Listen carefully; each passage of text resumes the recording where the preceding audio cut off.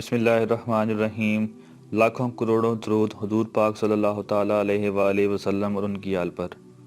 एक साइल सवाल करते हैं, क्या फरमाते हैं उलमाए दीन और मुफ्तियान इस मसले के बारे में कि हजामा करवाना सुन्नत है या नहीं। आजकल बहुत से हजामा सेंटर खुले हुए हैं।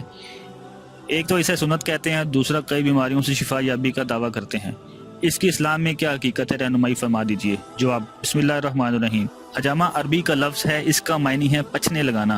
हजामा करवाना हुजूर अकरम सल्लल्लाहु ताला अलैहि वसल्लम से साबित है। अहदीस तय्यबा में हजामा की तरगीब भी दी गई है और इसे शिफा याबी का सबब भी करार दिया गया है। हजामा अहदीस तय्यबा से ज़रूर साबित, बल्कि बाज़ में जिस्म के कुछ मकामात की निशानदेही भी फरमाई गई है कि इनमें हजामा करवाना बहुत मुफीद है, मगर इन पर अपनी मर्जी से अमल नहीं करना चाहिए। बेशक अहादीस में तजवीज़ फरमाए गए इलाज बरहक हैं, लेकिन इनके हुक्म खुसूसी तौर पर अहले अरब की कैफियत और अमराज को मद्देनजर रखते हुए फरमाया गया। जैसा कि कलमंजी के मुतल्लिक वारिद हुआ कि इसमें मौत के सिवा हर बीमारी की शिफा है। इसके तहत मुहद्दिसीन इकराम ने यही फरमाया, यहाँ अरब की आम बीमारियाँ मुराद हैं, जबकि हमारे मजाजो अमराज अहले अरब से कदर मुख्तलिफ हैं।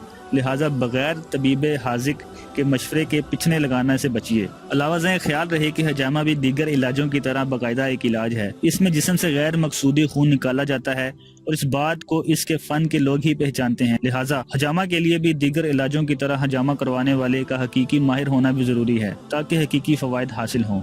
जज़ाकल्लाह।